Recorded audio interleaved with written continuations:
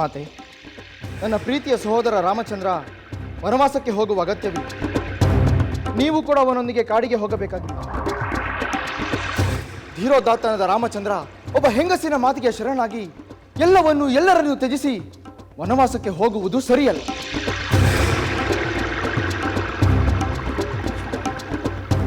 ಹೆಂಗಸಿನ ಮಾತಲ್ಲ, ತಂದೆಯವರ ಆಜ್ಞೆ, ಅಯೋಧ್ಯಾಪತಿಯಾದ ದಶರಥ ಮಹಾರಾಜರ ಆಜ್ಞೆ. ರಾಜಾಜ್ಞೆ ಎಂದು ಒಪ್ಪಿದರೂ ಪಾಲಿಸಲು ಅನರ್ಹವಾದ ರಾಜಾಜ್ಞೆಯನ್ನು ಧಿಕ್ಕರಿಸುವುದೇ ತಿಳಿದವರ ಕರ್ತವ್ಯ. ಏನು? ರಾಜಾಜ್ಞೆಯನ್ನು ಧಿಕ್ಕರಿಸುವುದೇ? ಹೌದು ಸಹೋದರ. ರಾಜವೃದ್ಧ, ವಿಷಯ ಲಂಪಟ, ಅನಿಶ್ಚಿತ ಬುದ್ಧಿಯುಳ್ಳವನು, ಮೋಹಕ್ಕೆ ದಾಸನಾದ ರಾಜ ನ್ಯಾಯೋಚಿತವಾದ ಆಜ್ಞೆ ಕೊಡುವ ಸ್ಥಿತಿಯಲ್ಲೇ ಇಲ್ಲವೆಂದ ಮೇಲೆ ಅಂತಹ ಆಜ್ಞೆಗೆ ಮಾನ್ಯತೆ ಏಕೆ ಕೊಡಬೇಕು? ನಿರಪರಾಧಿಯಾದ ರಾಮಚಂದ್ರ ಕಾಡಿಗೆ ಏಕೆ ಹೋಗಬೇಕು? ಸಜ್ಜನನು, ಸ್ವಾರ್ಥರಹಿತನು, ಧರ್ಮ ಪಾಲಕನೂ ಆದ ನನ್ನ ಸಹೋದರನಲ್ಲಿ ಯಾವ ದೋಷವೂ ಇಲ್ಲವೆಂದ ಮೇಲೆ ಅವನು ಕಾಡಿಗೆ ಹೋಗುವ ಅಗತ್ಯವೇ ಇಲ್ಲ.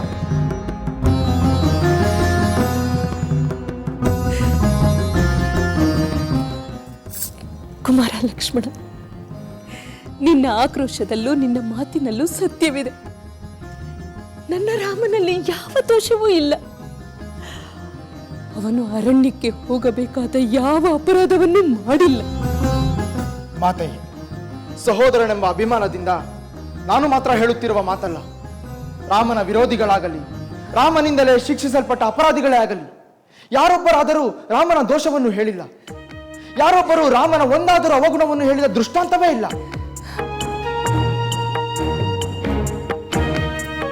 ಕುಮಾರ, ನಿನ್ನ ಮಾತು ನಿಜ.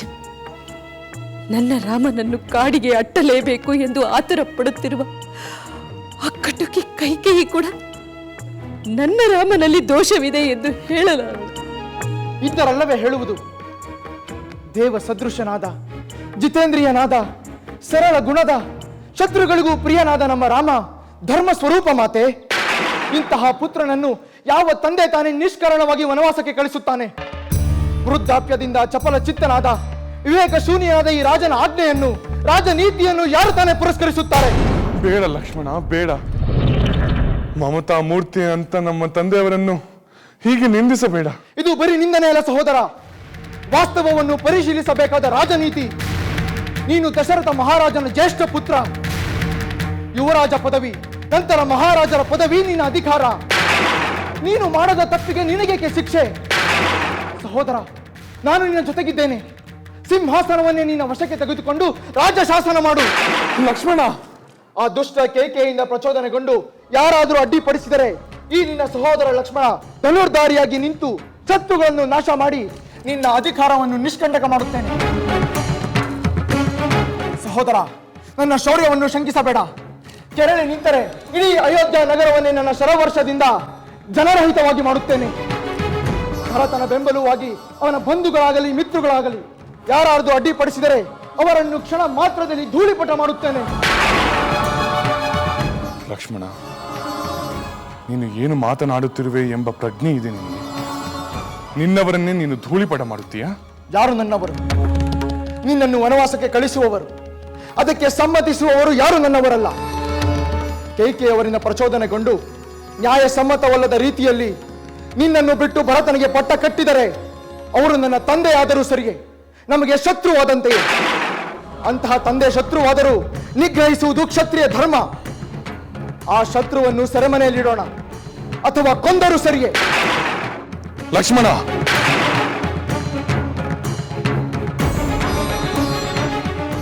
ನನ್ನ ಸೋದರನಾದ ನಿನ್ನ ಬಾಯಿಂದ ಇಂತಹ ಕಠಿಣವಾದ ಮಾತುಗಳನ್ನು ಕೇಳಲು ನಾನು ಸಿದ್ಧನಿಲ್ಲ. ಮಾತೆಯ ಎದುರಿನಲ್ಲಿ ಜನ್ಮದಾತರಾದ ತಂದೆಯ ವಿರುದ್ಧ ಹೀಗೆ ಮಾತನಾಡುವುದು ಅಕ್ಷಮ್ಯ. ಅದು ನಿನ್ನ ಸರಳ ಗುಣ ಸಹೋದರ. ನನ್ನ ಮಾತಿನಿಂದ ನಿನ್ನ ಮನಸ್ಸಿಗೆ ಬೇಸರ ಉಂಟಾಗಿದ್ದರೆ ನನ್ನನ್ನು ಕ್ಷಮಿಸು. ಆಕ್ರೋಶಗೊಂಡು ವಿವೇಚನೆ ಇಲ್ಲದೆ ನಾನು ಮಾತಾಡುತ್ತಿಲ್ಲ. ಧರ್ಮ ಅಧರ್ಮಗಳ ಬಗೆಗೆ ಅಲ್ಪ ಸ್ವಲ್ಪ ತಿಳಿದು ಹೇಳುತ್ತಿದ್ದೇನೆ. ಅಹಂಕಾರಿಯಾಗಿ ಸಾರ ವಿವೇಚನೆ ಇಲ್ಲದೆ ಶಿಷ್ಟರ ಮಾರ್ಗವನ್ನು ಮೀರಿ ನಡೆಯುವವನು ಗುರುವೇ ಆಗಿದ್ದರೂ ಅವನು ಶಿಕ್ಷಾರ್ಹ. ಅಂಥವನಿಗೆ ದಂಡನೆ ನೀಡುವುದು ಅಪರಾಧವೂ ಅಲ್ಲ, ಅವಿವೇಕವೂ ಅಲ್ಲ. ಲಕ್ಷ್ಮಣ, ತಂದೆಯವರ ವಚನ ಪಾಲನೆ ಅಪ್ರಿಯವಾಯಿತೆಂದು ಅಧರ್ಮವನ್ನು ಧರ್ಮವೆಂದು ಭಾವಿಸಬಾರದು. ಏಕೆ ಭಾವಿಸಬಾರದು? ನಿನ್ನ ಶತ್ರುತ್ವವನ್ನು ಕಟ್ಟಿಕೊಂಡ ಭರತನಿಗೆ ರಾಜ್ಯಾಧಿಕಾರವನ್ನು ಕೊಡುವ ಅಧಿಕಾರ ರಾಜನಿಗಿಲ್ಲ. ಮಾತೆ, ನಾನು ಹೇಳುವುದನ್ನು ಕೇಳಿ. ನನ್ನಲ್ಲಿ ತಪ್ಪಿದ್ದರೆ ಯಾವ ಶಿಕ್ಷೆಯನ್ನು ಬೇಕಾದರೂ ಕೊಡಿ. ಸಹೋದರ ರಾಮನಲ್ಲಿರುವ ಪ್ರೀತಿ ಗೌರವಗಳು ನಿಮಗೆ ತಿಳಿದಿದೆ. ಮಾತೆ, ನನ್ನ ಸತ್ಯ ನಿಷ್ಠೆಯ ಮೇಲೆ, ನನ್ನ ಧನಸ್ಸಿನ ಮೇಲೆ, ನಾನು ಮಾಡಿದ ಪುಣ್ಯ ಕಾರ್ಯಗಳ ಮೇಲೆ ಆಣೆ ಮಾಡಿ ಹೇಳುತ್ತೇನೆ. ಪ್ರಜ್ವಲಿಸುತ್ತಿರುವ ಅಗ್ನಿ ಜ್ವಾಲೆಯನ್ನಾಗಲಿ, ದಟ್ಟ ಅರಣ್ಯವನ್ನಾಗಲಿ ರಾಮ ಪ್ರವೇಶಿಸಲು ಹೊರಟರೆ ಅವರಿಗಿಂತ ಮೊದಲು ನಾನು ಪ್ರವೇಶಿಸುತ್ತೇನೆ. ಮಾತೆ, ಸೂರ್ಯ ಉದಯಿಸಿದ ಕೂಡಲೇ ಕತ್ತಲೆಯನ್ನು ಹೋಗಲಾಡಿಸುವಂತೆ ನಾನು ನನ್ನ ಪರಾಕ್ರಮದಿಂದ ಶತ್ರುಗಳನ್ನು ನಿಗ್ರಹಿಸಿ ನಿಮಗೆ ಸಂತೋಷ ಉಂಟು ಮಾಡುತ್ತೇನೆ. ನಿಮ್ಮ ದುಃಖವನ್ನು ನಿವಾರಿಸುತ್ತೇನೆ. ಮಾತೆ, ನನ್ನ ಪರಾಕ್ರಮವನ್ನು ನೀವು ನೋಡಿ, ಸಹೋದರನ ನೋಡಲಿ. ಕೈಕೈಯಲ್ಲಿ ಆಸಕ್ತನಾಗಿ ಕಾಮುಕನಾದ ಬುದ್ಧಿ ಶೂನ್ಯನಾದ ನಮ್ಮ ತಂದೆಯನ್ನು ಈಗಲೇ ಸಂಹರಿಸುತ್ತೇನೆ. ಲಕ್ಷ್ಮಣ! ಲಕ್ಷ್ಮಣ! ರಾಮ, ಸಮಾಧಾನ. ಲಕ್ಷ್ಮಣನ ಮೇಲೆ ಕೋಪಿಸಿಕೊಳ್ಳಬೇಡ, ತಾಳ್ಮೆಯಿಂದ ಇರು. ಮಾತೆ, ಲಕ್ಷ್ಮಣ, ಶಾಂತನಾಗು. ನೀನು ಯಾರ ಮೇಲೆ ಯುದ್ಧ ಮಾಡುವುದು ಬೇಡ, ಯಾರನ್ನು ಸಂಹರಿಸುವುದೂ ಬೇಡ.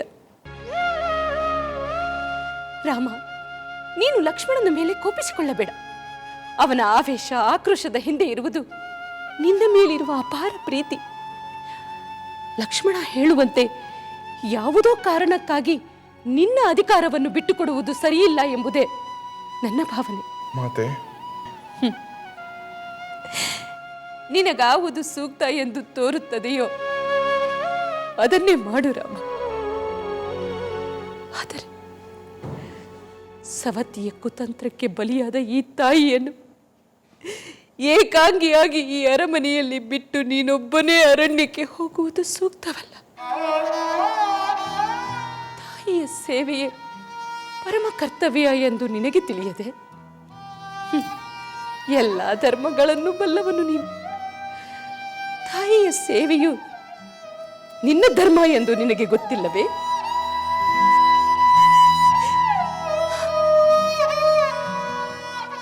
ಹಾಗಾದರೆ ನಾನು ನನ್ನ ವನವಾಸದ ನಿರ್ಧಾರವನ್ನು ಬಿಟ್ಟು ನಾನು ಇಲ್ಲಿಯೇ ಇರಬೇಕು ಎಂದು ತಮ್ಮ ಅಭಿಪ್ರಾಯವೇ? ಏಕಿರಬಾರದು?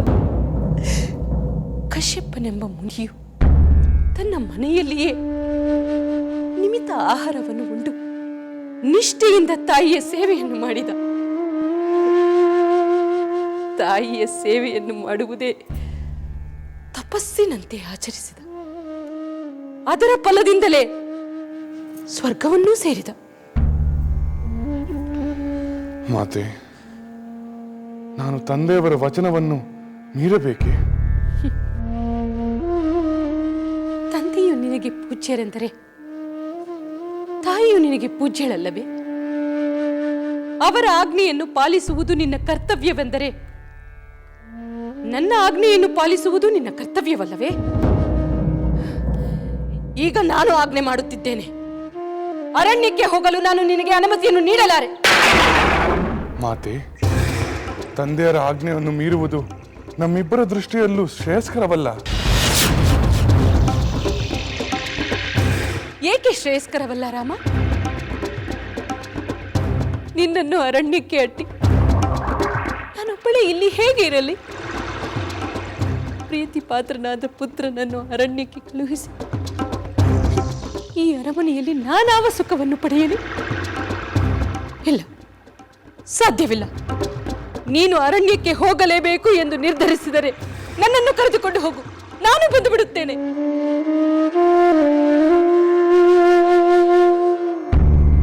ಒಂದು ವೇಳೆ ನೀನು ಅರಣ್ಯಕ್ಕೆ ಹೋಗಲೇಬೇಕು ಎಂದು ನಿರ್ಧಾರ ಮಾಡಿದ್ದೇ ಆದರೆ ನಾನು ಸಾವಿಗೆ ಶರಣಾಗುತ್ತೇನೆ. ಮಾತೆ, ನನ್ನ ಮರಣವು ಸಂಭವಿಸಿದ ನಂತರ ರಾಮನು ಮಾತೃ ಸೇವೆಯನ್ನು ಮಾಡಲು ವಿಫಲನಾದ ಎಂಬ ಅಪಕೀರ್ತಿಗೆ ಪಾತ್ರನಾಗುತ್ತೀಯೆ. ನೆನಪಿರಲಿ.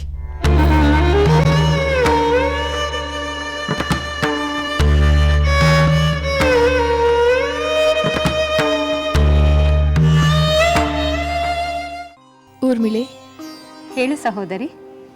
ನೀನು ಮತ್ತೆ ಮತ್ತೆ ನನ್ನ ಅಲಂಕಾರವನ್ನು ಸರಿಪಡಿಸಬೇಕಾಯಿತು. ಇದರಲ್ಲೇನು ವಿಶೇಷ? ನೀನು ಮುಂಜಾನೆಯಿಂದಲೇ ನನ್ನೊಂದಿಗೆ ಇರುವುದು ಮಾತ್ರ ಅಲ್ಲದೆ ನನ್ನ ಅಲಂಕಾರದಲ್ಲಿಯೇ ಸಮಯ ಕಳೆಯುತ್ತಿರುವೆ. ಸಹೋದರಿ, ನಾನು ನಿನಗೆ ಯಾವ ಸೇವೆಯನ್ನು ಮಾಡಲಿ? ನಿನಗೆ ಅಲಂಕಾರ ಮಾಡುವ ಈ ಸಣ್ಣ ಸೇವೆಯನ್ನು ಮಾಡುತ್ತಿರುವೆ ಅಷ್ಟೇ. ಇದೇನಿದು ಸಣ್ಣ ಸೇವೆಯೇ? ಮತ್ತೆ ಇದು ಮಹಾ ಸೇವೆಯೇ? ನೀನು ಎಷ್ಟು ಹೊತ್ತಿನಿಂದ ನನ್ನ ಅಲಂಕಾರ ಮಾಡುತ್ತಿರುವೆ ಎಂದು ಗೊತ್ತಿದೆಯೇ? ಎಷ್ಟು ಹೊತ್ತಿನಿಂದ? ಲಕ್ಷ್ಮಣನನ್ನು ಮತ್ತು ನನ್ನ ಪತಿಯನ್ನು ಮಹಾಮಂತ್ರಿ ಸುಮಂತ್ರರು ಮಹಾರಾಜರ ಬಳಿಗೆ ಕರೆದುಕೊಂಡು ಹೋದರಲ್ಲ, ಆಗಿನಿಂದಲೇ ನೀನು ನನ್ನ ಅಲಂಕಾರದಲ್ಲಿ ಮುಳುಗಿ ಹೋಗಿರುವೆ. ಊರ್ಮಿಳೆ, ಅವರು ಹೋಗಿ ಬಹಳ ಹೊತ್ತಾಯಿತಲ್ಲ? ಹೌದು ಸಹೋದರಿ, ತುಂಬ ಹೊತ್ತಾಯಿತು. ನಿನಗೆ ಅಲಂಕಾರ ಮಾಡುತ್ತಾ ಸಮಯ ಕಳೆದದ್ದೇ ತಿಳಿಯಲಿಲ್ಲ ನನಗೆ. ಈಗಲಾದರೂ ಗೊತ್ತಾಯಿತಲ್ಲ. ಇನ್ನು ಈ ಅಲಂಕಾರವನ್ನು ನಿಲ್ಲಿಸು. ಅಲಂಕಾರದ ಪಾಡಿಗೆ ಅಲಂಕಾರ ನಡೆಯಲಿ. ಆದರೆ ಅವರೇಕೆ ಇನ್ನೂ ಬರಲಿಲ್ಲವೆಂದು ಯೋಚಿಸಬೇಕು. ಸಹೋದರಿ, ಪಟ್ಟಾಭಿಷೇಕ ಬೇಗನೆ ನಡೆಯಬೇಕೆಂದು ಮುಹೂರ್ತ ನಿಶ್ಚಿತವಾಗಿತ್ತಲ್ಲವೇ? ಈಗ ನೋಡಿದರೆ ತುಂಬ ತಡವಾಗಿರುವಂತಿದೆ. ಹೌದು ಊರ್ಮಿಳೆ, ಇವರು ಹೋಗಿ ಮಹಾರಾಜರ ಆಶೀರ್ವಾದವನ್ನು ಪಡೆದು ಬೇಗ ಬಂದು ಬಿಡುತ್ತಾರೆ ಅಂದುಕೊಂಡಿದ್ದೆ. ಈ ವೇಳೆಗೆ ಪಟ್ಟಾಭಿಷೇಕದ ವಿಧಿವಿಧಾನಗಳು ಆರಂಭವಾಗಬೇಕಾಗಿತ್ತು. ಏಕೆ ತಡವಾಯಿತು? ಈ ವಿಳಂಬಕ್ಕೆ ಏನಾದರೂ ಕಾರಣವಿದೆಯೇ? ಅಥವಾ ಏನಾದರೂ ತೊಂದರೆ? ಊರ್ಮಿಳೆ, ಕೆಟ್ಟದ್ದನ್ನು ಯೋಚಿಸಬೇಡ. ಮತ್ತೆ ಏನು ಕಾರಣ? ಯಾವುದೋ ಒಳ್ಳೆಯ ಕಾರಣಕ್ಕೆ ವಿಳಂಬವಾಗಿರಬಹುದು. ವಿನಾಕಾರಣ ನೀನು ಅಶುಭವನ್ನು ಯೋಚಿಸಬೇಡ.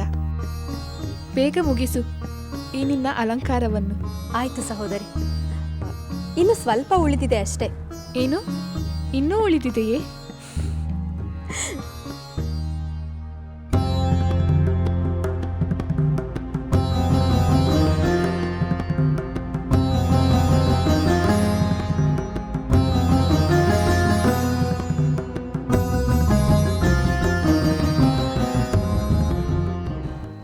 ಮಾತೆ, ತಂದೆಯವರ ಮಾತನ್ನು ಮೀರುವುದು ನನ್ನಿಂದ ಆಗುವುದಿಲ್ಲ. ತಮ್ಮಲ್ಲಿ ದೈನ್ಯದಿಂದ ಬೇಡಿಕೊಳ್ಳುತ್ತೇನೆ, ಹಠ ಮಾಡಬೇಡಿ. ಅರಣ್ಯವನ್ನು ಕುರಿತು ನಾನು ಹೊರಡುತ್ತೇನೆ. ನನಗೆ ದಯವಿಟ್ಟು ಅನುಜ್ಞೆ ಕೊಡಿ ಮಾತೆ. ನಿಮ್ಮ ಪುತ್ರ ಧರ್ಮವನ್ನು ಪಾಲಿಸಲು ಅವಕಾಶ ಮಾಡಿಕೊಡಿ.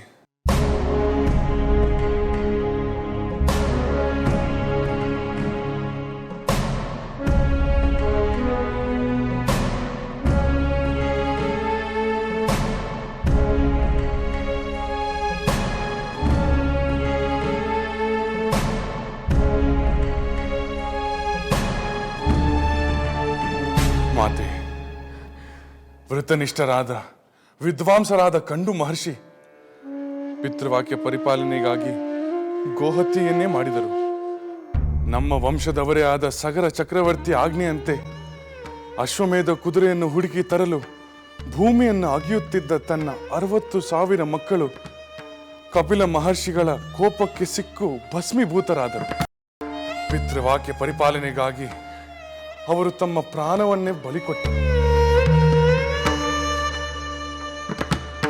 ಪಿತೃವಾಕ್ಯ ಪರಿಪಾಲಕನಾದ ಪರಶುರಾಮ ತನ್ನ ತಂದೆ ಜಮದಗ್ನಿಯ ಆಜ್ಞೆಯಂತೆ ಹೆತ್ತ ತಾಯಿ ರೇಣುಕೆಯ ತಲೆಯನ್ನೇ ತನ್ನ ಗಂಡುಗೊಡಲೆಯಿಂದ ಕಡಿದು ಹಾಕಿದರು. ತಂದೆಯ ಮಾತನ್ನು ನೆರವೇರಿಸಲು ಕಟಿಬದ್ಧರಾದ ಇನ್ನೂ ಎಷ್ಟೋ ಮಹಾಪುರುಷರ ದುಷ್ಟಾಂತಗಳು ಇದೆ ಮಾತೆ. ನಾನೇನು ಹೊಸದಾಗಿ ಮಾಡುತ್ತಿಲ್ಲ. ಪಿತೃಭಕ್ತನಾದ ವೀರನಾದ ನಾನು ಕೂಡ ನನ್ನ ತಂದೆಯವರಿಗೆ ಪ್ರಿಯವಾದ ಕರ್ತವ್ಯಗಳನ್ನು ನಾನು ಮಾಡಲೇಬೇಕು ಅಲ್ಲವೇ? ಸ್ವಾರ್ಥಪರನಾಗಿ ಅಲ್ಪನಂತೆ ನಡೆದುಕೊಂಡು ನನ್ನ ಪಿತೃಗಳಿಗೆ ಅಗೌರವವನ್ನು ತೋರಲಾರೆ.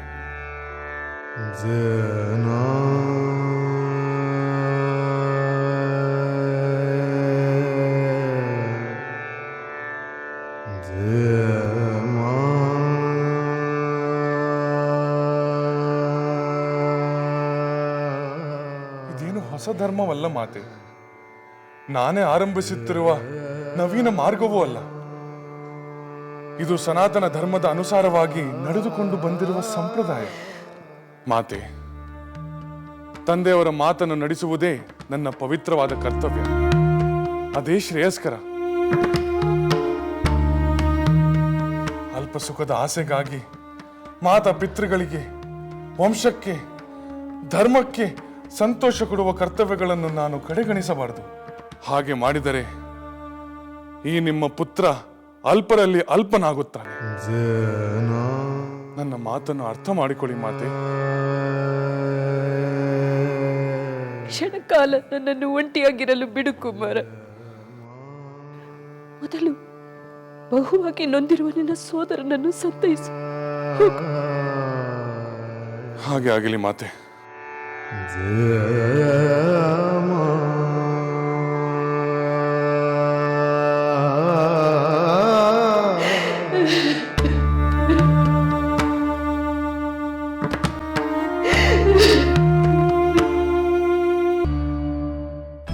ಮಹಾಮಂತ್ರಿಗಳೇ, ಮಹಾರಾಜರನ್ನು ಕರೆದು ತರಲು ಹೋದ ತಾವು ಬೇಗನೆ ಬರುವರೆಂದು ನಾನು ಬಹಳ ಹೊತ್ತು ಕಾದಿದ್ದೆ.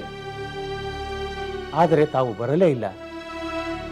ಆಗಲೇ ಏನೋ ಅನುಚಿತವಾದ ಪ್ರಸಂಗಗಳು ನಡೆದಿರಬೇಕೆಂದು ನನಗೆ ಅನುಮಾನ ಬಂದಿತ್ತು. ಈಗ ಅನುಮಾನವು ನಿಜವಾಯಿತು. ಹೌದು ಮುನೀಂದ್ರ, ನನಗೂ ಇದು ನಂಬಲಾಗದ ಸಂಗತಿಯಾಗಿದೆ. ಕನಸೋ ನನಸೋ ಅಥವಾ ನನ್ನ ಬುದ್ಧಿ ಭ್ರಮಣೆಯೋ ಎಂದು ಸಂದೇಹ ಪಡುವಂತಾಗಿದೆ. ಇದು ಭ್ರಮೆಯೇ ಆಗಿರಲಿ, ಇದು ಒಂದು ದುಸ್ವಪ್ನವಾಗಿರಲಿ ಎಂದುಕೊಂಡೆ. ಆದರೆ ಅದು ಸತ್ಯದಲ್ಲಿ ಸತ್ಯವಾಗಿತ್ತು. ಹೌದಾ ಮಾತ್ಯರೇ? ನನಗೂ ಈ ಸತ್ಯವನ್ನು ಅರಗಿಸಿಕೊಳ್ಳುವುದು ಬಹಳ ಕಷ್ಟವಾಗಿದೆ. ಮುಂದೇನು ಎಂದು ನಿರ್ಧರಿಸಲಾಗದೆ ನನ್ನ ಬುದ್ಧಿಗೆ ಮಂಕು ಕವಿದಿದೆ. ಇದು ಅರಗಿಸಿಕೊಳ್ಳಲಾಗದ ಸತ್ಯ. ಹೌದು ಮುನೀಂದ್ರ, ಎಲ್ಲವೂ ಸತ್ಯ. ಮಹಾರಾಜರು ಕೋಪಗೃಹದಲ್ಲಿ ದುಃಖ ತಾಳಲಾರದೆ ಚಡಪಡಿಸುತ್ತಿರುವುದು ಸತ್ಯ. ಕೈಕೇಯಿ ತನ್ನ ಕೋರಿಕೆ ಈಡೇರಲೇಬೇಕೆಂದು ಹಠ ಹಿಡಿದಿರುವುದು ಸತ್ಯ. ಕೈ ಹಿಡಿದ ಪತಿಯ ಕರುಣಾಜನಕ ಸ್ಥಿತಿಯನ್ನು ಕಂಡು ಕಿಂಚಿತ್ತೂ ಮರುಗದೆ ಮಂಡೆಯಂತೆ ಆಕೆ ನಡೆದುಕೊಂಡದ್ದು ಸತ್ಯ.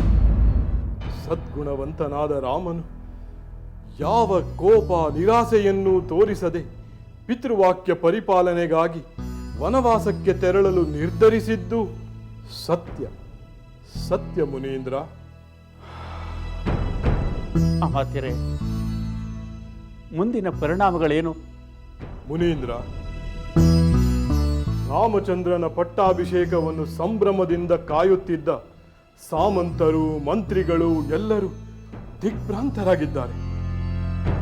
ಈ ಸುದ್ದಿಯು ಬಹಿರಂಗವಾದರೆ ಪ್ರಜೆಗಳ ಪ್ರತಿಕ್ರಿಯೆ ಹೇಗಿರುತ್ತದೋ ಏನು?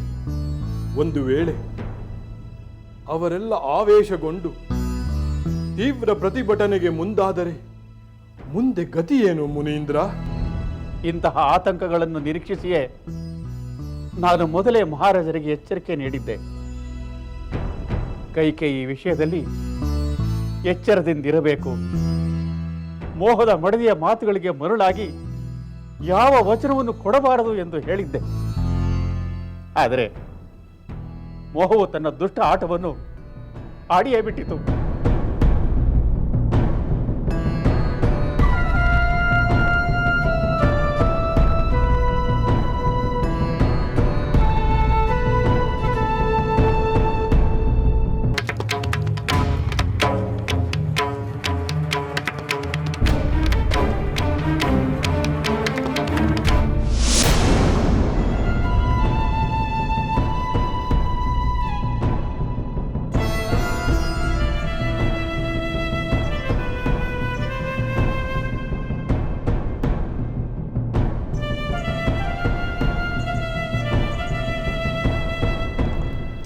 ಲಕ್ಷ್ಮಣ,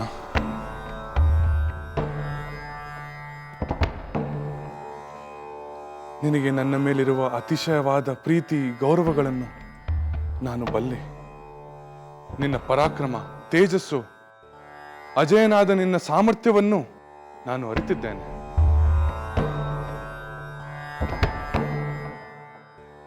ಆದರೆ ಪ್ರೀತಿಯ ಸೋದರ, ನನ್ನ ವನವಾಸದ ನಿರ್ಧಾರದಿಂದ ನಿನಗೂ ನನ್ನ ಮಾತೆಗೂ ಅಪಾರ ವೇದನೆ ಉಂಟಾಗಿದೆ ಎಂದು ನನಗೆ ಅರ್ಥವಾಗುತ್ತದೆ. ಆದರೆ ಅದಕ್ಕಾಗಿ ನೀನು, ಪರಮ ಜ್ಞಾನಿಯಾದ ನನ್ನ ಸೋದರ ಲಕ್ಷ್ಮಣ, ಹೀಗೆ ಪಾಮರನಂತೆ ವರ್ತಿಸುವುದು ತರವೇ?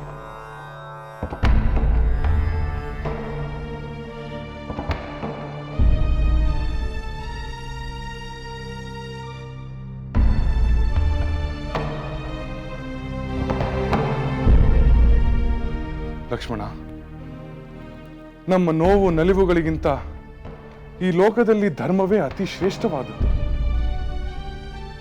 ಸತ್ಯಪಾಲನೆಯು ಈ ಧರ್ಮದ ಒಂದು ಅಂಗ. ತಂದೆಯವರ ವಚನವೂ ಕೂಡ ಈ ಧರ್ಮದಲ್ಲಿ ಸೇರಿಕೊಳ್ಳುತ್ತದೆ. ಧರ್ಮನಿಷ್ಠರಾದವರು ತಂದೆಗಾಗಲಿ, ತಾಯಿಗಾಗಲಿ, ಬ್ರಾಹ್ಮಣನಿಗಾಗಲಿ, ಬೇರೆ ಯಾರಿಗೇ ಆಗಲಿ ಕೊಟ್ಟ ವಚನಕ್ಕೆ ಯಾವುದೇ ಕಾರಣದಿಂದ ತಪ್ಪಬಾರದು. ಆದ್ದರಿಂದಲೇ ನಾನು ಧರ್ಮ ಬಂಧಿತನಾಗಿದ್ದೇನೆ. ತಂದೆಯವರ ಮಾತನ್ನು ನಾನು ಮೀರುವುದಿಲ್ಲ. ಇದು ಕಿರಿಯ ಮಾತೆಯ ಪ್ರಚೋದನೆಯೇ ಇರಬಹುದು. ಆದರೆ ತಂದೆಯವರನ್ನು ಕೊಂದು ರಾಜ್ಯವನ್ನು ಪಡೆಯಬೇಕೆಂಬ ಕ್ಷಾತ್ರ ಧರ್ಮ ಇಲ್ಲಿ ತಕ್ಕುದಲ್ಲ ಲಕ್ಷ್ಮಣ. ಆವೇಶ, ಆಕ್ರೋಶಗಳನ್ನು ಬಿಟ್ಟು ನಿಜವಾದ ಧರ್ಮವನ್ನು ಅರಿತುಕೋ ಲಕ್ಷ್ಮಣ.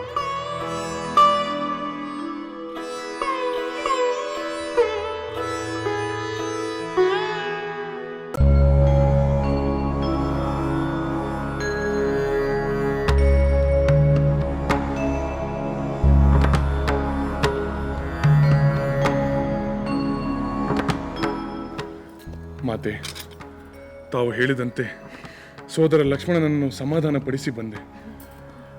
ಈಗ ಅವನು ತನ್ನ ಆಕ್ರೋಶವನ್ನು ಬಿಟ್ಟು ಸಮಾಧಾನವಾಗಿದ್ದಾನೆ. ಕಿರಿಯ ಮಾತೆ ಕೈಕೇಯಿ ದೇವಿಯವರು ನಾನು ಶೀಘ್ರವಾಗಿ ವನವಾಸಕ್ಕೆ ಹೋಗಬೇಕೆಂದು ಅಪೇಕ್ಷೆ ಪಟ್ಟಿದ್ದಾರೆ. ನಾನಿನ್ನು ಸೀತೆಯನ್ನು ಕಂಡು ಅವಳನ್ನು ಒಪ್ಪಿಸಿ ಹೊರಡಬೇಕಾಗಿದೆ. ಹೆಚ್ಚು ಸಮಯವಿಲ್ಲ ಮಾತೆ. ದಯಮಾಡಿ ತಂದೆಯವರ ಆಜ್ಞೆಯನ್ನು ಪಾಲಿಸಲು ನನಗೆ ಅನುಮತಿ ನೀಡಿ. ನನ್ನ ಪ್ರಾಣದ ಮೇಲೆ ಆಜ್ಞೆ ಮಾಡಿ ಹೇಳುತ್ತೇನೆ, ನನ್ನ ಪ್ರಯಾಣಕ್ಕೆ ಅಡ್ಡಿಪಡಿಸಬೇಡಿ. ನನ್ನ ವನವಾಸವು ಸುಗಮವಾಗಿ ಸಾಗಲಿ ಎಂದು ನನಗೆ ಆಶೀರ್ವದಿಸಿ. ಸ್ವರ್ಗದಿಂದ ಚ್ಯುತನಾದ ಯಯಾತಿ ಕಾಲಾಂತರದಲ್ಲಿ ಮತ್ತೆ ಸ್ವರ್ಗವನ್ನು ಸೇರಿದಂತೆ ಪ್ರತಿಜ್ಞಾ ಪಾಲನೆಯ 14 ವರ್ಷ ಕಳೆದ ಕೂಡಲೇ ನಾನು ಅಯೋಧ್ಯೆಗೆ ಮತ್ತೆ ಬಂದು ಬಿಡುತ್ತೇನೆ. ನನಗೆ ಅಪ್ಪಣೆ ಕೊಡಿ ಮಾತೆ.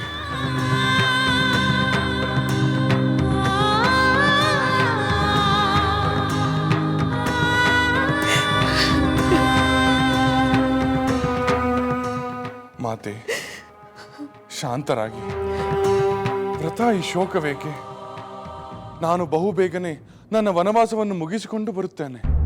ನಾನು, ತಾವು, ಲಕ್ಷ್ಮಣ, ಸೀತೆ ಎಲ್ಲರೂ ತಂದೆಯವರ ಆಜ್ಞಾಧಾರಕರಾಗಿರಬೇಕು. ಇದೇ ಸನಾತನ ಧರ್ಮ.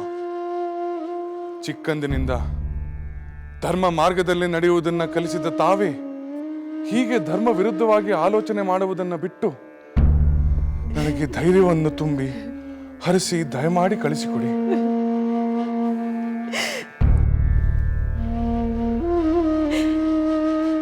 ಕುಮಾರ ರಾಮಚಂದ್ರ, ಇಲ್ಲಿಯವರೆಗೂ ನಿನ್ನ ಭಾವನೆಗಳೆಲ್ಲವನ್ನು ನನ್ನ ಬಳಿ ಹೇಳಿಕೊಂಡೆ. ಈಗ ನನ್ನ ಭಾವನೆಗಳನ್ನು ಕೇಳು. ತಂದೆಯಂತೆ ತಾಯಿಯು ನಿನಗೆ ಪೂಜ್ಯಳಲ್ಲವೇ? ಅವಳ ಭಾವನೆಗಳಿಗೂ ನೀನು ಗೌರವವನ್ನು ನೀಡಬೇಕಲ್ಲವೇ? ಅದು ನಿನ್ನ ಕರ್ತವ್ಯವಲ್ಲವೇ? ಪುತ್ರ ಸ್ನೇಹಕ್ಕೆ ಬದ್ಧವಾದ ಈ ಬಡ ತಾಯಿಯನ್ನು ಬಿಟ್ಟು ನೀನು ಕಾಡಿಗೆ ಹೋಗುವುದು ಸರಿಯೇ? ಇಲ್ಲ ಇಲ್ಲ, ಏನೇ ಆದರೂ ನೀನು ಕಾಡಿಗೆ ಹೋಗಲು ನಾನು ಅನುಮತಿಯನ್ನು ನೀಡಲಾರೆ.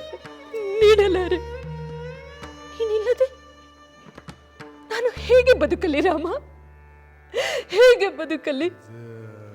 ಯಾರ ಸಾಂತ್ವನವು ನನ್ನ ಮನಸ್ಸಿಗೆ ನೆಮ್ಮದಿಯನ್ನು ನೀಡುವುದಿಲ್ಲ. ಈ ಲೋಕದ ಎಲ್ಲ ಸುಖ, ದುಃಖ, ಸಂತೋಷ ಇದಾವುದು ನನಗೆ ಬೇಡ. ಅಮೃತವು ನನಗೆ ಬೇಕಾಗಿಲ್ಲ. ನಿನ್ನ ಜೊತೆ ಒಂದೇ ಸಾಕು. ಅದೇ ನನಗೆ ಸ್ವರ್ಗ, ಅದೇ ನನಗೆ ಸುಖ. ಈ ತಾಯಿಯನ್ನು ಬಿಟ್ಟು ಹೋಗಬೇಡ ಕುಮಾರ, ನನ್ನನ್ನಾಗಲಿ ಹೋಗಬೇಡ.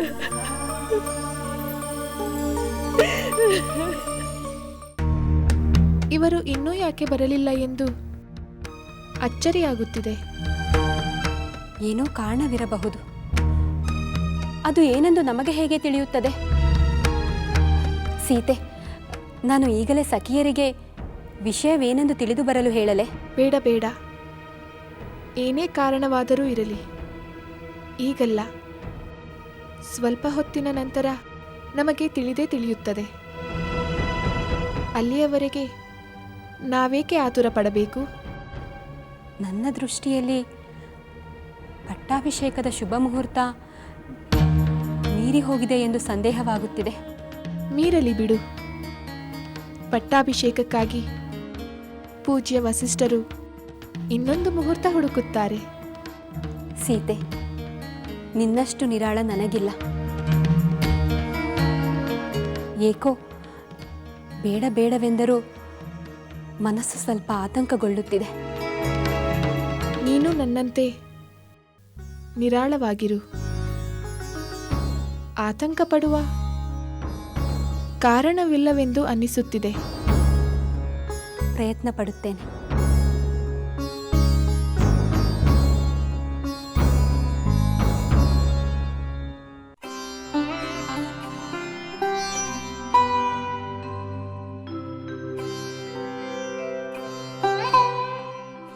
ಮಾತೆ, ತಮಗೆ ನನ್ನ ಮೇಲಿರುವ ಅಕ್ಕರೆಯನ್ನು ಅತ್ತ ಸರಿಸಿ ಧರ್ಮದ ದೃಷ್ಟಿಯಿಂದ ನೋಡಿ. ಧರ್ಮವೆನ್ನುವುದು ಎಲ್ಲದಕ್ಕಿಂತ ದೊಡ್ಡದು. ನಾವು ಯಾರು ಯಾವುದೇ ಕಾರಣದಿಂದಲೂ ತಂದೆಯವರಿಗೆ ಅಗೌರವವಾಗದಂತೆ ನಡೆದುಕೊಳ್ಳಬೇಕು. ಮಾತೆ, ನನ್ನ ತಂದೆ ಕೇವಲ ನನಗೆ ಜನ್ಮದಾತರಲ್ಲ, ಅವರು ನನಗೆ ಗುರುವೂ ಹೌದು, ದೇವರೂ ಹೌದು. ಅವರೇ ನಮ್ಮೆಲ್ಲರಿಗೂ ಆಜ್ಞೆ ಮಾಡುವ ಪ್ರಭುವಾಗಿದ್ದಾರೆ. ಜೊತೆಗೆ ಅವರು ವೃದ್ಧರೂ ಆಗಿದ್ದಾರೆ. ಅವರು ಕಾಮಕ್ಕೆ ವಶರಾಗಿರಲಿ, ಕ್ರೋಧಕ್ಕೆ ವಶರಾಗಿರಲಿ, ಅಥವಾ ತನ್ನ ಸ್ವಇಚ್ಛೆಯಿಂದಲೇ ಅವರು ಆಜ್ಞೆ ಮಾಡಿರಲಿ, ಅದು ಮುಖ್ಯವಲ್ಲ. ಅವರು ಏನೇ ಹೇಳಿದರೂ ಅದೇ ಧರ್ಮವೆಂದು ಭಾವಿಸಿ ಗೌರವಿಸಿ ಪಾಲಿಸಬೇಕಾದದ್ದು ಪುತ್ರನಾದ ನನ್ನ ಧರ್ಮ.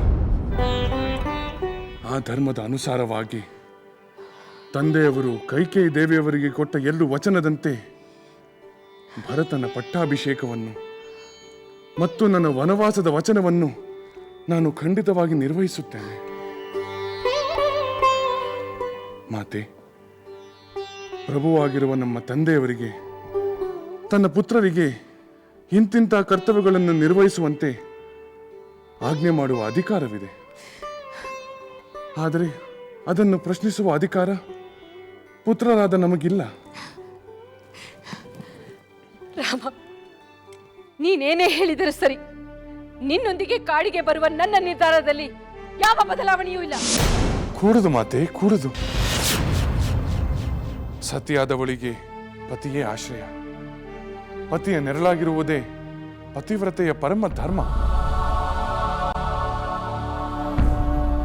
ಮಾತೆ, ಈ ಮಾತುಗಳನ್ನು ನಾನು ತಮಗೆ ಹೇಳುತ್ತಿದ್ದೇನೆ ಎಂದು ತಾವು ನೊಂದುಕೊಳ್ಳಬೇಡಿ. ಆದರೆ ಧರ್ಮಿಷ್ಠರಾದ ರಾಜರು ಜೀವಂತರಾಗಿರುವಾಗ, ಅದರಲ್ಲೂ ಅವರು ಕ್ಷತ್ರಿಯೋಚಿತವಾದ ಧರ್ಮದಲ್ಲಿ ನಿರತರಾಗಿರುವಾಗ ತಾವು ದಿಕ್ಕಿಲ್ಲದವರಂತೆ ನನ್ನೊಂದಿಗೆ ಬರುವುದು ತರವಲ್ಲ ಮಾತೆ. ತಿಳಿದವರು ಏನೆಂದುಕೊಳ್ಳುತ್ತಾರೆ? ಮಾತೆ, ನಾನು ದಿಕ್ಕಿಲ್ಲದ ದರಿದ್ರನಾಗಿ ವನಕ್ಕೆ ಹೋಗುತ್ತಿಲ್ಲ. ಪಿತೃವಾಕ್ಯ ಪರಿಪಾಲನೆಯ ಕರ್ತವ್ಯದ ಮೇಲೆ ಹೋಗುತ್ತಿದ್ದೇನೆ. ನನ್ನನ್ನು ಆಶೀರ್ವದಿಸಿ ಹೋಗಲು ಅನುಮತಿ ನೀಡಿ ಮಾತೆ. ಈ 14 ವರ್ಷ ಸುಖವಾಗಿ ಕಳೆದು ಕ್ಷೇಮವಾಗಿ ಹಿಂದಿರುಗಿ ಬರುವಂತೆ ಶುಭ ಹಾರೈಸಿ ನನ್ನನ್ನು ಕಳುಹಿಸಿಕೊಡಿ. ಸತ್ಯ ನೀತಿಗಳ ಬೆಂಬಲದಿಂದಲೇ ನಾನು ಬಹುಬೇಗನೆ ಹಿಂದಿರುಗಿ ಬಂದು ತಮ್ಮ ಪಾದದ ಮೇಲೆ ತಲೆ ಇಡುತ್ತೇನೆ. ಮಾತೆ, ಮಾನವನ ಬದುಕು ಅಶಾಶ್ವತವಾದದ್ದು.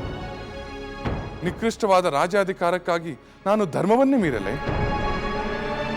ಇಲ್ಲ ಮಾತೆ, ಎಂದಿಗೂ ಇಲ್ಲ. ರಾಜ್ಯ ಪದವಿ ಆಸೆಯಿಂದ ಇಹಪರಗಳಿಗೆ ಶ್ರೇಯಸ್ಕರವಾದ ಮಹಾಫಲವನ್ನು ನಾನು ಕಳೆದುಕೊಳ್ಳಲು ಬಯಸುವುದಿಲ್ಲ.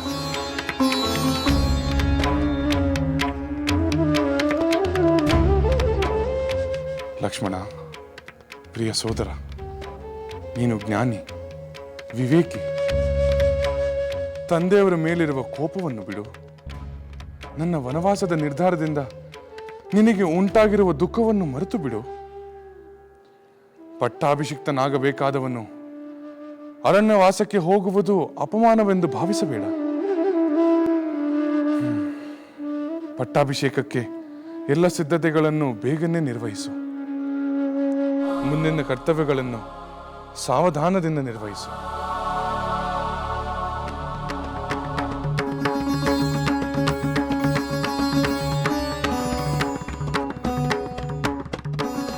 ನನ್ನ ಹೃದಯಕ್ಕೆ ಹತ್ತಿರವಾದ ಸೋದರ ಲಕ್ಷ್ಮಣ, ನನ್ನ ಪಟ್ಟಾಭಿಷೇಕಕ್ಕೆ ಉತ್ಸಾಹದಿಂದ ಸಿದ್ಧತೆಗಳನ್ನು ಮಾಡಿದಂತೆ ನನ್ನ ವನವಾಸದ ಪ್ರಯಾಣಕ್ಕೂ ಅಷ್ಟೇ ಉತ್ಸಾಹದಿಂದ ಸಿದ್ಧತೆಗಳನ್ನು ಮಾಡಿ.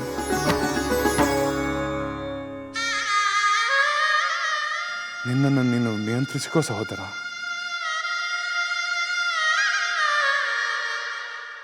ನಮ್ಮ ಮಾತೆಯಾದ ಕೈಕೇಯಿ ದೇವಿಯವರಿಗೆ ಯಾವ ಅಪಚಾರವೂ ಆಗದಂತೆ ನಡೆದುಕೋ. ಯಾವುದೇ ಕಾರಣಕ್ಕೂ ಯಾರಿಂದಲೂ ಆ ಮಾತೆಗೆ ದುಃಖ ಉಂಟಾದರೆ ನಾನು ಸಹಿಸುವುದಿಲ್ಲ. ನನ್ನ ಕಾರಣವಾಗಿ ನನ್ನ ತಂದೆಗಾಗಲಿ ನನ್ನ ತಾಯಂದರಿಗಾಗಲಿ ಯಾವ ಅಪಚಾರವೂ ಆಗಬಾರದು. ಏಕೆಂದರೆ ನಾನು ಹೃದಯಪೂರ್ವಕವಾಗಿ ಅವರ ಸಂತೋಷವನ್ನೇ ಸದಾ ಬಯಸುತ್ತೇನೆ. ನಮ್ಮ ತಂದೆ ಸತ್ಯ ಸ್ವರೂಪ, ಸತ್ಯ ಪ್ರತಿಜ್ಞ, ಸತ್ಯ ಪರಾಕ್ರಮಿ. ಎಂತಹ ಆಪತ್ಕಾಲದಲ್ಲೂ ಸತ್ಯವನ್ನು ಮೀರದವರಲ್ಲ. ಅಂತಹ ತಂದೆ ತಾನು ಕೈಕೇಯಿ ದೇವಿಯವರಿಗೆ ಕೊಟ್ಟ 2 ವಚನ ಸಫಲವಾಗುವುದೋ ಏನೋ. ತಾನು ಸತ್ಯಭ್ರಷ್ಟನಾದರೆ ಸ್ವರ್ಗ ಪ್ರಾಪ್ತಿಯಾಗುವುದಿಲ್ಲ ಎಂದು ಭಯಪಟ್ಟಿದ್ದಾರೆ. ಆ ಭಯವನ್ನು ನಿವಾರಿಸುವ ಕರ್ತವ್ಯ ನಮ್ಮದಾಗಿದೆ.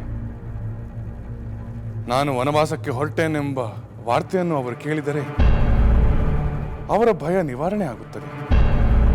ತಾನಿತ್ತ ವಚನ ಸಫಲವಾಯಿತೆಂದು ಅವರು ಸಮಾಧಾನಗೊಳ್ಳುತ್ತಾರೆ.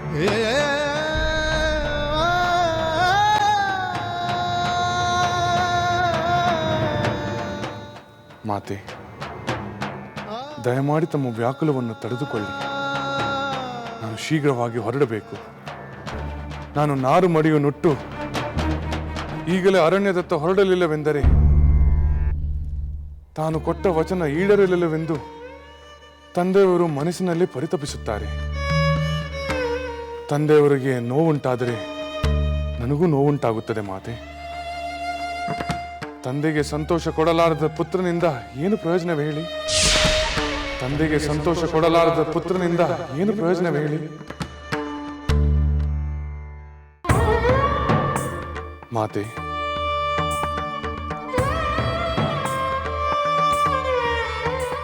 ನನ್ನ ಪಟ್ಟಾಭಿಷೇಕದ ಎಲ್ಲ ಸಿದ್ಧತೆಗಳು ಈಗಲೇ ನಿಲ್ಲಬೇಕು. ಈ ಕ್ಷಣವೇ ಈ ಅರಮನೆಯನ್ನು ತ್ಯಜಿಸಿ ಅರಣ್ಯದತ್ತ ಹೊರಡಲೇಬೇಕು. ಆ ನಂತರವೇ ಕೈಕೇಯಿ ದೇವಿಯವರು ನನ್ನ ಸೋದರ ಭರತನ ಪಟ್ಟಾಭಿಷೇಕವನ್ನು ನಿರಾಂತಕವಾಗಿ ನೆರವೇರಿಸಬಹುದು. ನಾನು ಹೊರಟ ನಂತರವೇ ಕೈಕೇಯಿ ದೇವಿಯವರಿಗೆ ಸಂಪೂರ್ಣ ನೆಮ್ಮದಿ ದೊರೆಯುತ್ತದೆ. ಮಾತೆ, ಇದೆಲ್ಲವೂ ವಿಧಿಲೀಲೆ. ಆ ವಿಧಿಯೇ ಮಂಥರೆಯ ಮನಸ್ಸಿನಲ್ಲಿ ಮೊಳೆತು ಕೈಕೇಯಿ ದೇವಿಯವರ ಮನಸ್ಸಿನಲ್ಲಿ ಮರವಾಗಿ ಬೆಳೆದು ವನವಾಸದ ಫಲ ಬಿಟ್ಟಿದೆ. ಅದನ್ನು ಸುಳ್ಳು ಮಾಡಲು ನಾನು ಎಷ್ಟರವನು? ಇಲ್ಲವಾದರೆ ನನ್ನನ್ನು ಸದಾ ಪ್ರೀತಿಯಿಂದ ಕಾಣುತ್ತಿದ್ದ ಮಾತೆ ನನಗೂ ತನ್ನ ಪುತ್ರನಿಗೂ ಭೇದ ಭಾವ ಮಾಡುತ್ತಿದ್ದರೆ? ಇಲ್ಲ ಮಾತೆ, ವಿಧಿ ವಿಲಾಸವನ್ನು ಬದಲಿಸುವ ಸಾಮರ್ಥ್ಯ ಮನುಷ್ಯ ಮಾತ್ರದವರಿಗಿಲ್ಲ. ಅದರ ತಾಳಕ್ಕೆ ತಕ್ಕಂತೆ ಎಲ್ಲರೂ ಕುಣಿಯುವುದು ಅನಿವಾರ್ಯ. ಇದು ವಿಧಿವಿಲಾಸವಲ್ಲ ಸಹೋದರ, ಮನುಷ್ಯರ ಕುತಂತ್ರ, ಸ್ವಾರ್ಥಿಗಳ ದುಷ್ಟತನ. ಲಕ್ಷ್ಮಣ, ವೃಥಾ ಈ ಕೋಪವೇಕೆ? ಸುಖ ದುಃಖ, ಶಾಂತಿ ಕ್ರೋಧ, ಲಾಭ ನಷ್ಟ, ಉತ್ಪತ್ತಿ ವಿನಾಶ, ಬಂಧ ಮೋಕ್ಷ ಇದೆಲ್ಲವೂ ಕರ್ಮಫಲಗಳಲ್ಲವೇ? ಅವುಗಳನ್ನು ಸಮಯಾನುಸಾರವಾಗಿ ಸಮಾಧಾನದಿಂದ ಸ್ವೀಕರಿಸಬೇಕಾಗುತ್ತದೆ. ಇಲ್ಲ ಸಹೋದರ, ನಾನು ಇದನ್ನು ಒಪ್ಪುವುದಿಲ್ಲ. ವೀರನಾದವನು ಹೇಡಿಗಳಂತೆ ಕುತಂತ್ರಿಗಳ ಸಂಚಿಗೆ ಬಲಿಯಾಗಬಾರದು. ಲಕ್ಷ್ಮಣ, ಮಹಾಮುನಿಗಳಾದ ವಿಶ್ವಾಮಿತ್ರ ಮುನಿಗಳು ಕಾಲವಶರಾಗಿ ತನ್ನ ತಪಶಕ್ತಿಯನ್ನೇ ಕಳೆದುಕೊಳ್ಳಬೇಕಾಗಿತ್ತು. ಅದಕ್ಕಾಗಿ ಅವರು ದುಃಖಿಸುತ್ತಾ ಕುಳಿತುಕೊಂಡರೇನು? ಸೋತು ಸುಮ್ಮನೆ ಕೂರಬೇಡ, ಸಾಧಿಸಿ ಗೆಲ್ಲಬೇಕೆಂದೇ ನಾನು ಹೇಳುತ್ತಿರುವುದು. ಲಕ್ಷ್ಮಣ, ನೀನು ಹೇಳಿದಂತೆ ಗೆಲ್ಲಬೇಕಾದದ್ದು ರಾಜ್ಯವನ್ನಲ್ಲ, ಅಧಿಕಾರವನ್ನಲ್ಲ, ಮೋಹ ಮದಾಂಕಾರಗಳನ್ನು. ಲಕ್ಷ್ಮಣ, ಈ ಯುವರಾಜ ಪದವಿ ಹೋಯಿತೆಂದು ನಾನು ನಿರಾಸೆಗೊಂಡಿದ್ದರೆ ನೀನು ಹೇಳಿದ ಮಾತು ಸರಿಯಾಗುತ್ತದೆ. ಆದರೆ ನಾನು ಕಿಂಚಿತ್ತು ನಿರಾಸೆಗೊಂಡಿಲ್ಲ, ದುಃಖವಂತೂ ಲವಲೇಶವೂ ಇಲ್ಲ. ನನಗೀಗ ಇರುವುದು ತಂದೆಯವರ ಆಜ್ಞೆಯನ್ನು ಪಾಲಿಸುವುದಷ್ಟೇ. ಅದು ಎಷ್ಟು ಬೇಗ ನೆರವೇರುತ್ತದೋ ನನಗಷ್ಟೇ ಸಂತೋಷವಾಗುತ್ತದೆ. ಲಕ್ಷ್ಮಣ, ರಾಜ್ಯ ಲಕ್ಷ್ಮಿ ಆದರೇನು, ವನಲಕ್ಷ್ಮಿ ಆದರೇನು, ಧರ್ಮ ನಿರತನಾದವನು ಎಲ್ಲಿದ್ದರೂ ಸಂತೋಷದಿಂದ ಸಮಾಧಾನದಿಂದ ಅದರಲ್ಲೇ ಶ್ರೇಯಸ್ಸನ್ನು ಕಾಣುತ್ತಾನೆ. ಸಹೋದರ, ದುಷ್ಟರನ್ನು ಆಧರಿಸುವ ಒಳ್ಳೆಯತನ ದೌರ್ಬಲ್ಯವಷ್ಟೇ. ಲಕ್ಷ್ಮಣ, ಭುಜಬಲಕ್ಕಿಂತ ಆತ್ಮಬಲವೇ ಶ್ರೇಷ್ಠವೆಂದು ನನ್ನ ನಂಬಿಕೆ. ಇದಕ್ಕೆಲ್ಲ ಕಿರಿಯ ಮಾತೆಯೇ ಕಾರಣವೆಂದು ನೀನು ಅವರ ಮೇಲೆ ಕೋಪಿಸಿಕೊಳ್ಳಬೇಡ. ದೈವ ಪ್ರಚೋದದಾಗಿ ನಡೆದುಕೊಂಡಿರುವ ಅವರಲ್ಲಾಗಲಿ ನನ್ನ ತಂದೆಯವರಲ್ಲಾಗಲಿ ನೀನು ತಪ್ಪು ಹುಡುಕಬೇಡ ಸೋದರ. ಈ ಒಂದು ಸಣ್ಣ ಕಾರಣಕ್ಕಾಗಿ ನೀನು ಅವರ ಜೊತೆ ಕಳೆದ 1000 ವಾತ್ಸಲ್ಯದ ಕ್ಷಣಗಳನ್ನು ನೀನು ಮರೆಯಬಾರದು. ಸಹೋದರ, ದುಷ್ಟರನ್ನು ಕ್ಷಮಿಸುವ ನಿನ್ನ ಉದಾರ ಗುಣ ನನ್ನಲ್ಲಿಲ್ಲ. ಸುಖ ದುಃಖಗಳನ್ನೆಲ್ಲ ಸಮನಾಗಿ ಸ್ವೀಕರಿಸುವ ನಿನ್ನ ಸ್ಥಿತಪ್ರಜ್ಞತೆ ನನಗೆಲ್ಲಿ ಬರಬೇಕು? ನಿನ್ನ ಸದ್ಗುಣಗಳಿಂದ ಪಿತೃವಾಕ್ಯ ಪರಿಪಾಲನೆ ಮಾಡಲು ಸಂಭ್ರಮದಿಂದ ವನವಾಸಕ್ಕೆ ಹೊರಟಿದ್ದಿ. ಸಹೋದರ, ನನ್ನ ಮಾತು ಕೇಳು. ನೀನು ವೀರ, ಮಹಾಪರಾಕ್ರಮಿಯಾದ ಕ್ಷತ್ರಿಯ. ನಿನ್ನ ಬಾಯಲ್ಲಿ ಇಂತಹ ಮಾತುಗಳು ಶೋಭಿಸುವುದಿಲ್ಲ. ವೀರನಾದವನು ಹೇಡಿಗಳಂತೆ ಮಾತನಾಡಬಾರದು. ವಿಧಿ ದೈವ ಇದೆಲ್ಲ ಹೇಡಿಗಳ ಆಸರೆಯ ಹೊರತು ವೀರನಿಗಲ್ಲ. ನೀನು ಮಾತ್ರ ಧರ್ಮದ ಬಗ್ಗೆ ಮಾತಾಡುತ್ತಿರುವೆ. ಆದರೆ ಧರ್ಮವನ್ನೇ ಮರೆತು ಪ್ರತ್ಯಕ್ಷವಾಗಿಯೇ ಕೇಡು ಮಾಡುತ್ತಿರುವ ದಶರಥ ಮಹಾರಾಜರಾಗಲಿ ಕೇಕೆಯಾಗಲಿ ಕ್ಷಮೆಗೆ ಅರ್ಹರಲ್ಲ. ಧರ್ಮದ ನೆಪದಲ್ಲಿ ಅಧರ್ಮಾಚರಣೆ ಮಾಡುತ್ತಿದ್ದಾರೆ. ಸ್ವಾರ್ಥ ಕಾರಣಕ್ಕಾಗಿ ಸಂಚು ಮಾಡಿ ಪಟ್ಟಾಭಿಷೇಕ ತಪ್ಪುವಂತೆ ಮಾಡಿದ್ದು ಅಧರ್ಮವೇ ಹೊರತು ಧರ್ಮ ಅಲ್ಲವೇ ಅಲ್ಲ.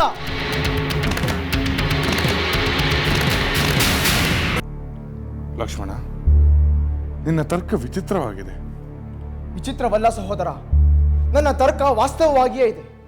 ಇದು ಪಟ್ಟಾಭಿಷೇಕವನ್ನು ತಡೆಯುವ ಸಂಚೆಂದು ಎಂತಹ ಮೂಢನಿಗೂ ಅರ್ಥವಾಗುತ್ತದೆ. ಇಲ್ಲವಾದರೆ ಎಂದೋ ನೀಡಿದ ವಚನಗಳನ್ನು ಅಂದೇ ಪಡೆದುಕೊಳ್ಳದೆ ಇಂದು ಕೇಳುವ ಕಾರಣವೇನಿತ್ತು? ನಿನಗೆ ಕೇಡು ಮಾಡಿ ತನ್ನ ಪುತ್ರ ಭರತನಿಗೆ ಒಳಿತು ಮಾಡುವ ಹವಣಿಕೆಯಲ್ಲವೇ? ಇದು ಧರ್ಮವೇ? ಹಿರಿಯ ಪುತ್ರನಿಗೆ ಪಟ್ಟ ಕಟ್ಟುವ ಧರ್ಮವನ್ನು ಮೀರಿ ಕಿರಿಯನಿಗೆ ಪಟ್ಟ ಕಟ್ಟಲು ಶ್ರಮಿಸುತ್ತಿರುವುದು ಎಂತಹ ಧರ್ಮ ಸಹೋದರ? ಆ ಅಧರ್ಮಿಗಳನ್ನು ನಾನು ಎಂದೂ ಕ್ಷಮಿಸುವುದಿಲ್ಲ. ಬೇಡ ಲಕ್ಷ್ಮಣ, ಬೇಡ. ದಯವಿಟ್ಟು ಅಂತಹ ಕಠಿಣನಾಗಬೇಡ. ಹೌದು ಸಹೋದರ, ಇಂದು ನಿನ್ನ ಬುದ್ಧಿಗೆ ಏನಾಗಿದೆ ಎಂದೇ ನನಗೆ ಆಶ್ಚರ್ಯವಾಗುತ್ತಿದೆ. ವಿವೇಕಿಯಾದ ನೀನು ಆ ಕಪಟಿಗಳ ಕುತಂತ್ರವನ್ನು ಏಕೆ ಅರ್ಥ ಮಾಡಿಕೊಳ್ಳುತ್ತಿಲ್ಲ? ಪಿತೃವಾಕ್ಯ ಪರಿಪಾಲನೆ ಧರ್ಮ, ನ್ಯಾಯ, ನಿಜ. ಆದರೆ ಆ ತಂದೆಯೇ ಅಧರ್ಮಿಯಾದರೆ, ಅವರ ವಚನವೇ ಅಧರ್ಮವಾದರೆ ಅದನ್ನು ಏಕೆ ಪಾಲಿಸಬೇಕು? ಅಧರ್ಮಿಯಾದ ತಂದೆಯ ವಚನ ಪಾಲನೆ ಮಾಡುವುದು ಅಧರ್ಮವೇ? ಈಗ ಪಿತೃವಾಕ್ಯ ಪರಿಪಾಲನೆಯ ರೂಪದಲ್ಲಿ ನೀನು ಮಾಡಲು ಹೊರಟಿರುವುದು ಅಧರ್ಮವೇ? ವೃದ್ಧನಾದ ಅವಿವೇಕಿಯಾದ ಕಾಮುಕನಾದ ನಮ್ಮ ತಂದೆ ಶತ್ರುವೇ ಹೊರತು ಪೂಜ್ಯನಲ್ಲ. ಅವರೇ ಮರೆತಿರುವ ಧರ್ಮವನ್ನು ನೀನು ಏಕೆ ಪುರಸ್ಕರಿಸುತ್ತೀ? ಅವರ ಸಂಚಿಗೆ ಬಲಿಯಾಗುವುದು ನನಗೆ ಇಷ್ಟವಿಲ್ಲ. ನಿನ್ನ ಸರಳತೆಯನ್ನು ದುರುಪಯೋಗ ಪಡಿಸಿಕೊಂಡು ಅವರು ಗೆದ್ದು ಬೆರೆಯಲು ನಾನು ಅವಕಾಶ ಕೊಡುವುದಿಲ್ಲ. ಲಕ್ಷ್ಮಣ, ನಮಗೆ ಅಪ್ರಿಯವಾಯಿತೆಂದು ಧರ್ಮದ ಅರ್ಥವನ್ನು ನಮ್ಮ ಇಚ್ಛೆಯಂತೆ ಸಂಕುಚಿತಗೊಳಿಸುವುದು ತರವಲ್ಲ. ಧರ್ಮ ಸಜ್ಜನರ ಸಾಧನೆಯ ಹೊರತು ಕಪಟಿಗಳ ಆಯುಧವಲ್ಲ. ಅಧರ್ಮದ ಆಯುಧದಿಂದ ಸಜ್ಜನರನ್ನು ಬೇಟೆಯಾಡಲು ಬಂದಾಗ ಅದನ್ನು ಎದುರಿಸಿ ಗೆಲ್ಲುವುದು ವೀರನಾದವನ ಕರ್ತವ್ಯ. ಅದರಿಂದಲೇ ಅವನು ಧರ್ಮವನ್ನು ರಕ್ಷಿಸಿದಂತಾಗುತ್ತದೆ. ಅಂದರೆ ನೀನು ಧರ್ಮ ವಿರೋಧಿಯಾಗಿ ನಡೆದುಕೊಳ್ಳಲು ನಿರ್ಧರಿಸಿರುವೆಯಾ? ಇಲ್ಲ ಸಹೋದರ, ಈಗ ನಾನು ನನ್ನ ರೀತಿಯಲ್ಲೇ ಧರ್ಮ ರಕ್ಷಣೆ ಮಾಡುತ್ತೇನೆ. ನಿನ್ನನ್ನು 14 ವರ್ಷ ವನವಾಸಕ್ಕೆ ಕಳಿಸಲು ಯಾರು ಒಳಸಂಚು ಮಾಡಿದ್ದಾರೋ ನಾನು ಅವರನ್ನೇ ವನವಾಸಕ್ಕೆ ಕಳಿಸುತ್ತೇನೆ. ಭರತನನ್ನು ಯುವರಾಜನನ್ನಾಗಿ ಮಾಡಬೇಕೆಂಬ ಭ್ರಮೆಯಲ್ಲಿರುವ ನಮ್ಮ ತಂದೆ ಮತ್ತು ಚಿಕ್ಕ ಮಾತೆಯವರ ದುರಾಸೆಯನ್ನು ಧ್ವಂಸಗೊಳಿಸುತ್ತೇನೆ. ಲಕ್ಷ್ಮಣ, ನೀನೇನು ಮಾತನಾಡುತ್ತಿರುವೆ ಎಂಬ ಅರಿವಿದೆಯೇ ನಿನಗೆ? ನಿನ್ನ ಬುದ್ಧಿ ಸ್ಥಿಮಿತದಲ್ಲಿದ್ದೆ ತಾನೆ? ನಾನು ಬುದ್ಧಿಯನ್ನು ಸ್ಥಿಮಿತದಲ್ಲಿಟ್ಟುಕೊಂಡೇ ಮಾತಾಡುತ್ತಿದ್ದೇನೆ. ಸಹೋದರ, ಕ್ಷತ್ರಿಯರಿಗೆ ಪೌರುಷವೇ ಪ್ರಧಾನ. ನೀನು ನಿನ್ನ ಪೌರುಷದಿಂದ ಪಟ್ಟಾಭಿಷಕ್ತನಾಗು. ಇನ್ನು 1000 ವರ್ಷಗಳಾದರೂ ಭರತನಿಗೆ ಸಿಂಹಾಸನ ದೊರೆಯಬಾರದು. ನಿನ್ನ ನಂತರ ನಿನ್ನ ಸಂತಾನವೇ ರಾಜ್ಯಾಧಿಕಾರ ನಡೆಸಬೇಕು. ಲಕ್ಷ್ಮಣ, ಸಹೋದರ, ಈ ಬಾಹುಗಳು ಶೋಭೆಗಾಗಿ ಮಾತ್ರ ಇಲ್ಲ. ನಾನು ಧನಸ್ಸನ್ನು ಅಲಂಕಾರಕ್ಕಾಗಿ ಇಟ್ಟುಕೊಂಡಿಲ್ಲ. ಶರಗಳನ್ನು ಆಟಕ್ಕಾಗಿ ಬಳಸುವುದಿಲ್ಲ. ಅದನ್ನು ಶತ್ರುಗಳನ್ನು ಅಡಗಿಸಲು ಉಪಯೋಗಿಸಬೇಕು ಸಹೋದರ. ಹೌದು ಸಹೋದರ, ನನ್ನ ಶತ್ರು ಸಾಕ್ಷಾತ್ ದೇವೇಂದ್ರನಾಗಿರಲಿ ಅಥವಾ ಅಯೋಧ್ಯಾಪತಿ ದಶರಥ ಮಹಾರಾಜರಾಗಿರಲಿ, ನಾನು ಕಿಂಚಿತ್ತು ಕರುಣೆ ತೋರಿಸುವುದಿಲ್ಲ. ಅವರನ್ನು ಕ್ಷಣ ಮಾತ್ರದಲ್ಲಿ ನಾಶಗೊಳಿಸುತ್ತೇನೆ.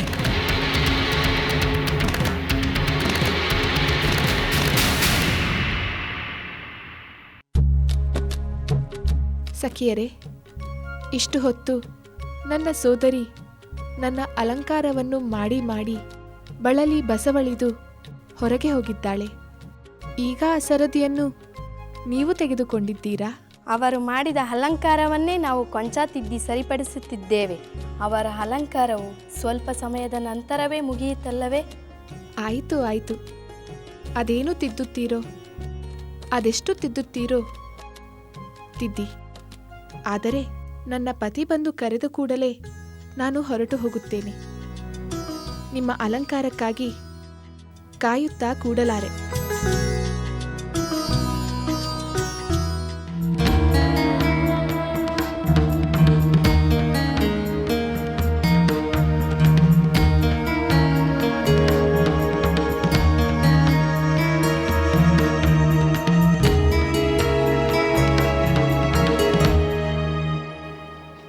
ರಾಮಚಂದ್ರ, ನೀನು ದುಃಖವನ್ನೇ ಅರಿಯದವನು, ಧರ್ಮಾತ್ಮ, ಸಕಲ ಜೀವಿಗಳಿಗೂ ದಯೆ ತೋರುವವನು, ಚಕ್ರವರ್ತಿಯ ಪುತ್ರನಾಗಿ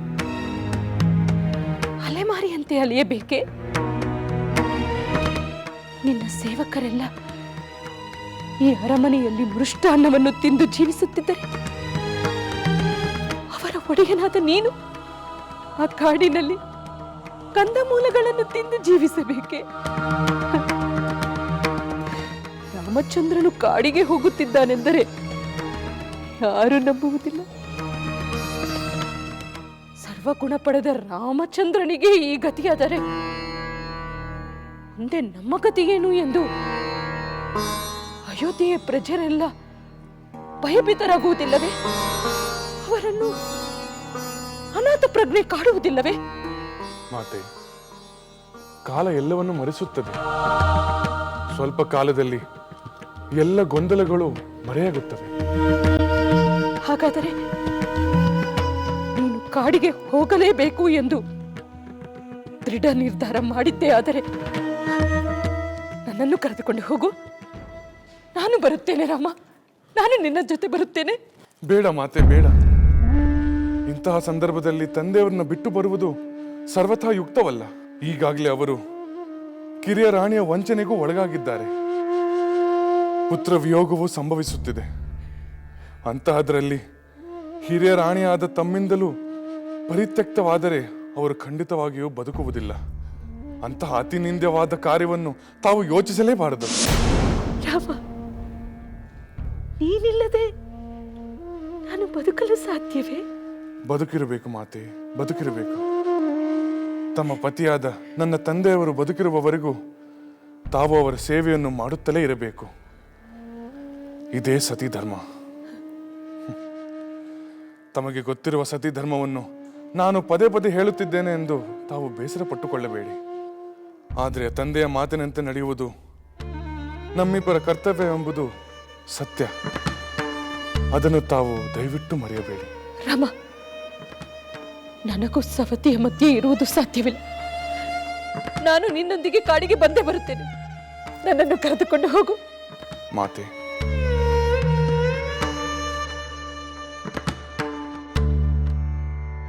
ಸತ್ಯಾದವಳಿಗೆ ಪತಿಯೇ ದೈವ, ಸ್ವಾಮಿ, ಸರ್ವಸ್ವ. ಅವರನ್ನು ತ್ಯಜಿಸುವುದು ಸತಿತ್ವಕ್ಕೆ ಕಳಂಕವಲ್ಲವೇ? ತಂದೆಯವರು ಇರುವವರೆಗೂ ತಾವು ಎಂದಿಗೂ ಅನಾಥರಾಗುವುದಿಲ್ಲ. ಮಾತೆ, ಭರತ ಕೂಡ ಧರ್ಮಾತ್ಮನು. ತಮ್ಮ ವಿಷಯದಲ್ಲಿ ಅವನು ಎಂದೂ ಅಗೌರವದಿಂದ ನಡೆದುಕೊಳ್ಳುವುದಿಲ್ಲವೆಂಬ ಭರವಸೆ ನನಗಿದೆ. ನನ್ನಷ್ಟೇ ತಮ್ಮನ್ನು ಪ್ರೀತಿಯಿಂದ ಕಾಣುತ್ತಾನೆ. ನಾನಿಲ್ಲದ ಕೊರತೆಯನ್ನು ಅವನು ನೀಗಿಸುತ್ತಾನೆ. ನಾನು ವನವಾಸಕ್ಕೆ ಹೋದ ನಂತರ ಪುತ್ರ ಶೋಕ ಪೀಡಿತರಾದ ನನ್ನ ತಂದೆಯವರ ದುಃಖ ಶಮನವಾಗುವಂತೆ ಎಲ್ಲರೂ ಎಚ್ಚರಿಕೆಯಿಂದ ನೋಡಿಕೊಳ್ಳಬೇಕು.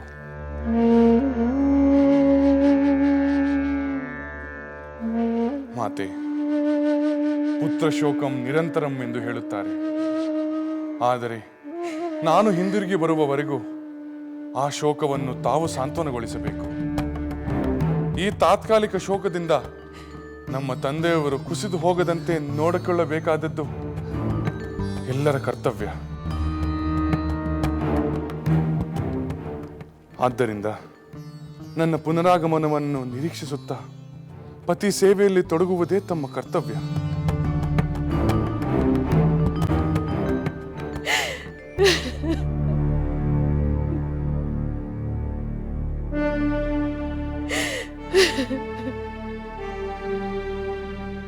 ಕುಮಾರ, ನಿನ್ನ ದೃಢ ನಿರ್ಧಾರವನ್ನು ಬದಲಾಯಿಸಲು ನಾನು ಅಸಮರ್ಥಳಾದ.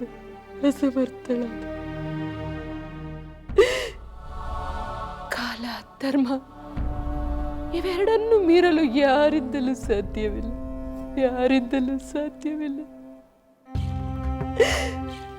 ನಿನ್ನ ಧರ್ಮನಿಷ್ಠೆ ಪಿತೃಭಕ್ತಿಯನ್ನು ಕಂಡು ಆನಂದ ಪಡಬೇಕು, ಅಥವಾ ನಿನ್ನ ಅಗಲಿಕೆಯಿಂದ ಆಗುವ ನೋವಿಗಾಗಿ ಸಂಕಟ ಪಡಬೇಕು? ನನಗೆ ಒಂದೂ ತಿಳಿಯುತ್ತಿಲ್ಲ ಕುಮಾರ, ಒಂದೂ ತಿಳಿಯುತ್ತಿಲ್ಲ.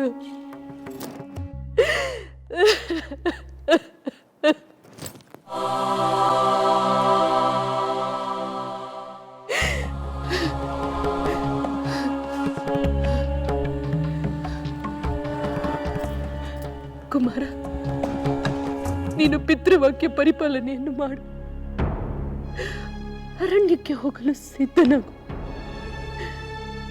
ನೀನು ವನವಾಸ ಮುಗಿಸಿ ಬರುವವರೆಗೂ ನಾನು ಶೋಕಮುಕ್ತಳಾಗಲ್ಲ. 14 ವರ್ಷಗಳ ನಂತರ ನೀನು ಪುತ್ರ ಋಣವನ್ನು ಮುಗಿಸಿ ಋಣಮುಕ್ತನಾಗಿ ಬಂದ ನಂತರವೇ ನಾನು ಸುಖಿಯಾಗುತ್ತೇನೆ. ನನ್ನ ಸುಖವನ್ನು ಪಡುತ್ತೇನೆ. ಈ ಹತಭಾಗ್ಯಳಾದ ಕರುಳಿನ ಸಂಕಟವನ್ನು ಲೆಕ್ಕಿಸದೆ ಆ ದುರ್ವಿಧಿ ನಿನ್ನನ್ನು ನನ್ನಿಂದ ದೂರ ಮಾಡುತ್ತಿದೆ. ಆದರೆ ಇದರಲ್ಲಿ ನಿನ್ನ ತಪ್ಪೇನೂ ಇಲ್ಲ ಕುಮಾರ, ನಿನ್ನ ತಪ್ಪೇನೂ ಇಲ್ಲ.